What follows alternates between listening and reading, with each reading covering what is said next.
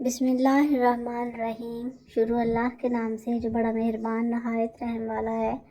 السلام علیکم ورحمۃ اللہ وبرکاتہ۔ اسلامک سینٹر چینل میں خوش آمدید ویورز۔ اس اسلامک سینٹر چینل پہ آپ کو اسلام کے بارے میں بہت ساری معلومات ملتی ہیں، تو ویورز اسلامک نالج کے لیے اس چینل کے ساتھ جڑے رہیے۔ چینل کو جلدی سے سبسکرائب کیجیے اور ویڈیو کو لائک اور شیئر بھی ضرور کیا کریں۔ تو آج کی ویڈیو ہے شیطان کو کون دفنائے گا اور اس کی قبر کہاں ہوگی۔ تو آئیے چلتے ہیں ویڈیو کی طرف۔ جب حضرت آدم علیہ السلام پر موت کا وقت آیا تو پریشان ہو گئے۔ اللہ تعالیٰ سے فرمایا میں مرنے والا ہوں جبکہ میرا دشمن قیامت تک زندہ رہے گا۔ اسی وقت ملک الموت حضرت اسرائیل علیہ السلام حاضر ہوئے اور تسلی دی کہ آپ علیہ السلام نے فرمایا مجھے ابلیس کی موت کا منظر بیان کرو۔ جیسے ہی ملک الموت نے بسم اللہ الرحمن الرحیم، موت دنیاوی پابندیوں سے آزادی کا ذریعہ ہے۔ موت خالق کائنات اور اس کے محبوب نبی اکرم صلی اللہ علیہ وآلہ وسلم سے ملاقات کا ذریعہ ہے۔ موت سے قبل ہماری روح جسم میں قید ہوتی ہے اور موت کے ذریعے وہ اس قید سے آزاد ہو جاتی ہے اور نیک اعمال کی صورت میں عالم ارواح میں علیین کی خوبصورت زندگی میں رہنا شروع کر دیتی ہے۔ یہاں زمان و مکان کی کوئی قید نہیں ہے۔ کرۂ ارض پر لڑائی جھگڑا دنگا فساد روز کا معمول ہے۔ غرور و تکبر میں ڈوبے مختلف قبائل ایک دوسرے کو نیچا دکھانے کے لیے ہمہ وقت آپس میں دست و گریباں رہتے ہیں۔ اس روز کی خون روزی سے زمین لہو لہان ہو جاتی ہے۔ خوفناک آوازوں سے پہاڑ و صحرا لرز اٹھتے تھے، خود اہل آسمان بھی مضطرب و متفکر تھے۔ ایسے میں باری تعالیٰ نے جبرائیل امین علیہ السلام کو حکم دیا کہ فرشتوں کی ایک جماعت اس فساد کے خاتمہ کے لیے زمین پر بھیجی جائے۔ چنانچہ فرشتوں کی ایک جماعت زمین پر اتری۔ اس نے شرپسند عناصر کا خاتمہ کر کے باقی مخلوق کو دور دراز جزیروں کی جانب دھکیل دیا۔ فرشتوں کا کام ختم ہو چکا تھا، انہوں نے آسمانوں پر واپس جانے کے لیے ابھی اڑان بھری ہی تھی کہ ان میں سے چند کی نظر نیچے زمین پر لاشوں کے ڈھیر کے درمیان ایک معصوم نوعمر لڑکے پر پڑی جو زاروں کی طرح رو رہا تھا۔ اس کے والدین سمیت پورا خاندان اس جنگ میں کام آ چکا تھا۔ فرشتوں کو اس بچے کی کم عمری اور معصومیت پر ترس آیا۔ انہوں نے حضرت جبرائیل علیہ السلام کے ذریعے اللہ تعالیٰ سے اجازت لی اور اس بچے کو آسمان پر لے آئے۔ یہاں جب فرشتوں کی زیر نگرانی تعلیم و تربیت کے مراحل طے کرنے لگا۔ اس بچے کا نام عزازیل تھا۔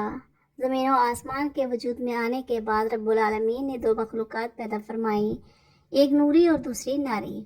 نوری مخلوق کو نور سے پیدا فرما کر آسمانوں پر تعینات فرمایا جو فرشتے کہلاتے ہیں اور نہایت نیک سیرت معصوم اور فرما بردار ہیں۔ وہ ہر وقت اور ہر لمحہ رب ذوالجلال کی عبادت میں مصروف رہتے ہیں، نہ کھاتے پیتے ہیں اور نہ ہی سوتے ہیں۔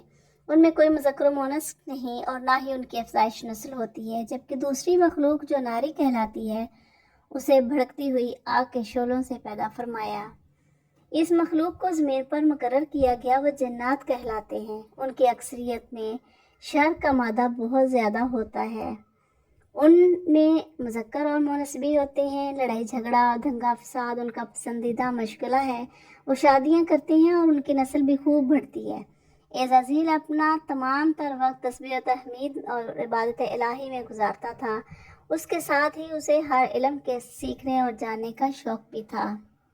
چنانچہ بہت جلد اس نے فرشتوں میں اپنا ایک مقام بنا لیا اور آسمانوں پر فرشتوں کا سردار مقرر فرما دیا گیا۔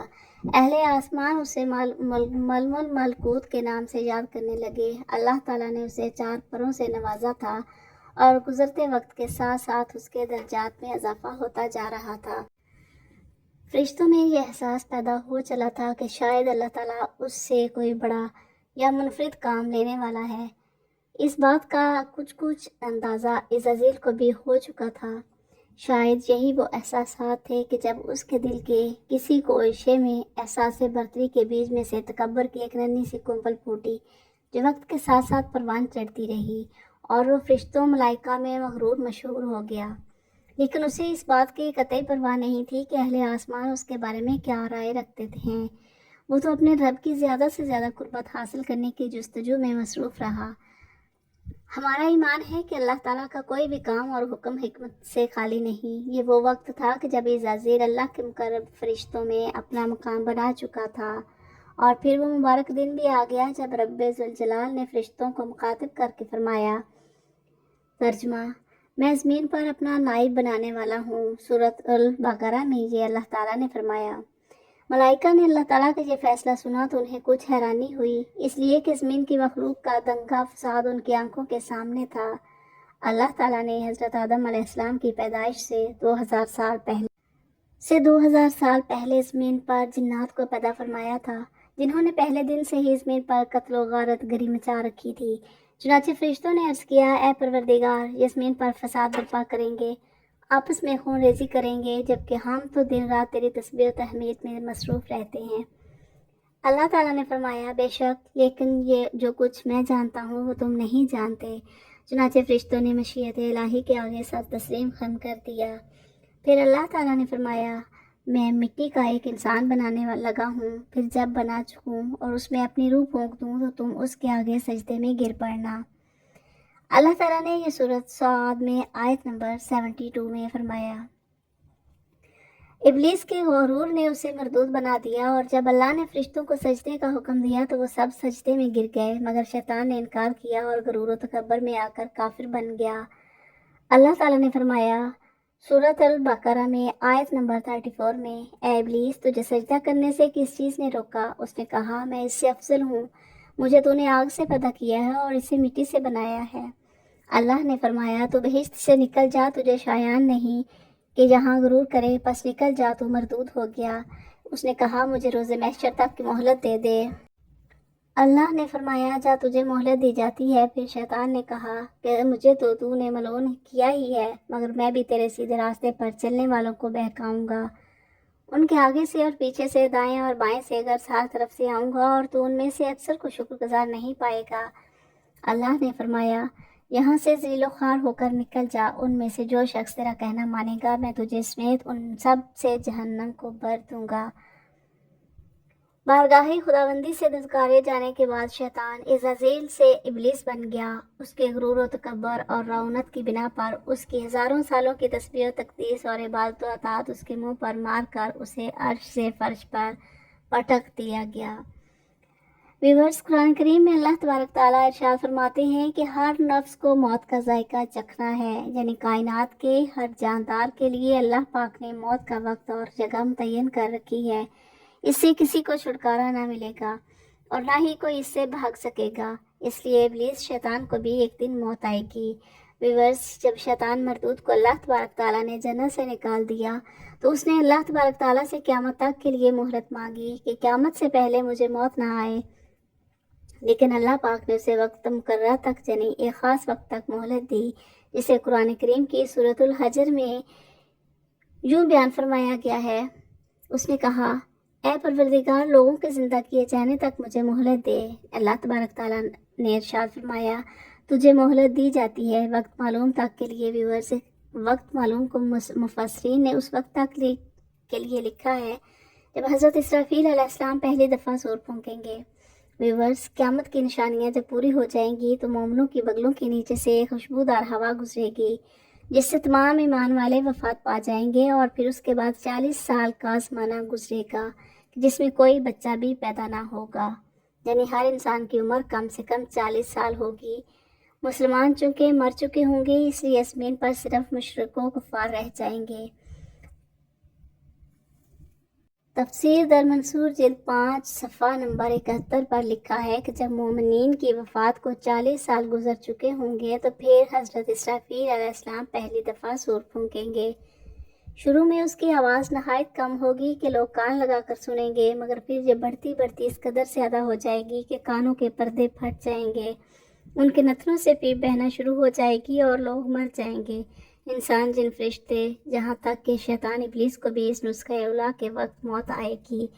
اس کے 40 سال بعد حضرت اسرافیل علیہ السلام دوسری مرتبہ سور پھونکیں گے، تو پھر تمام مردے زندہ ہو جائیں گے اور قیامت تک قائم ہو جائے گی، اور میزان لگے گا، یعنی نفخہ اولیٰ کے وقت ابلیس کو موت آئے گی، اور نفخہ اولیٰ اور نفخہ ثانیہ کے مابین 40 سال کا عرصہ ہوگا، اور یہ کہ ابلیس 40 سال تک مردہ رہے گا۔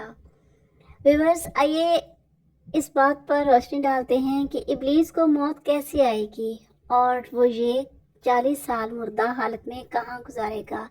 اس سلسلے میں حضرت کعب احبار رضی اللہ تعالیٰ عنہ کے مشہور روایت پیش کرتے ہیں۔ حضرت کعب بن احبار رضی اللہ تعالیٰ عنہ ارشاد فرماتے ہیں کہ جب اول بشر یعنی حضرت آدم علیہ السلام کی وفات کا وقت آیا تو وہ پریشان ہو گئے اور اللہ تبارک تعالیٰ سے عرض گزار ہوئے، اے اللہ، میری موت سے میرا ازلی دشمن خوش ہوگا کیونکہ میں مرنے والا ہوں اور وہ قیامت تک کے لیے زندہ رہے گا۔ اسی وقت ملک الموت حضرت آدم علیہ السلام کی خدمت میں حاضر ہوئے اور فرمایا، اے ابو آدم، آپ علیہ السلام وفات کے بعد جنت میں رہیں گے، جبکہ ابلیس قیامت تک دنیا میں رہے گا، اور پھر قیامت سے 40 سال پہلے اس کو ایسی موت آئے گی کہ وہ پوری دنیا کے انسانوں جتنی موت کی تکلیف برداشت کرے گا، اور پھر جہنم ہی اس کا ٹھکانہ ہوگا۔ حضرت کعب رضی اللہ تعالیٰ عنہ مزید ارشاد فرماتے ہیں کہ حضرت آدم علیہ السلام نے ملک الموت سے فرمایا کہ مجھے ابلیس کی موت کا منظر بیان کرو۔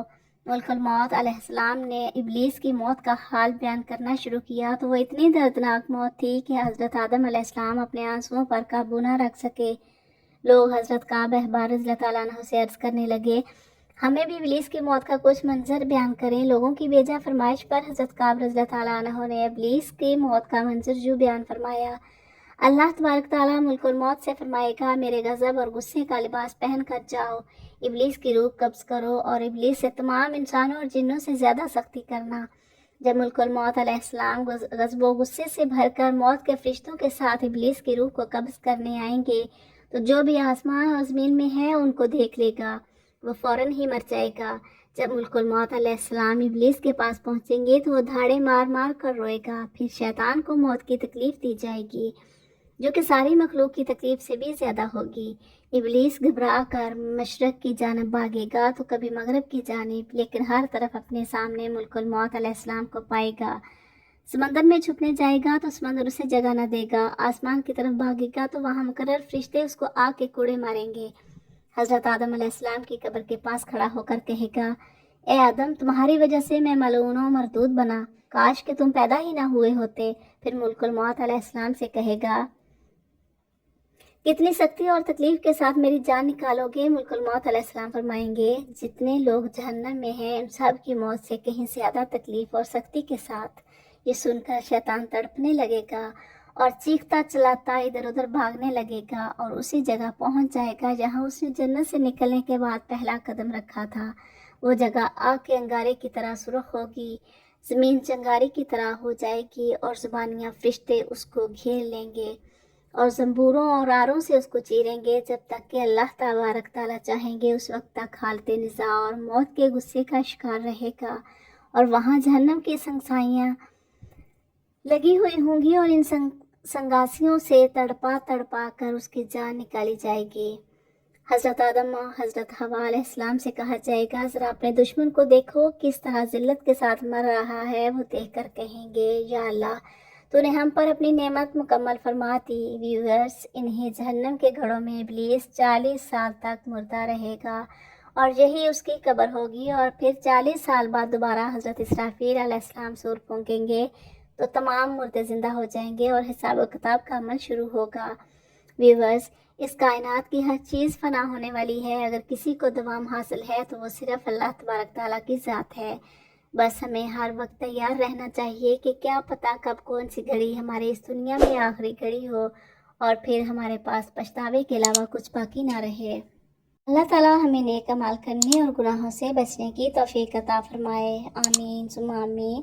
اگر ویڈیو پسند آئے تو لائک اور شیئر ضرور کریں اور چینل کو سبسکرائب کریں، ساتھ ساتھ بیل آئیکن کو بھی ضرور پریس کریں۔ تو ملتے ہیں نیکسٹ ویڈیو میں، تب تک کے لیے اللہ حافظ۔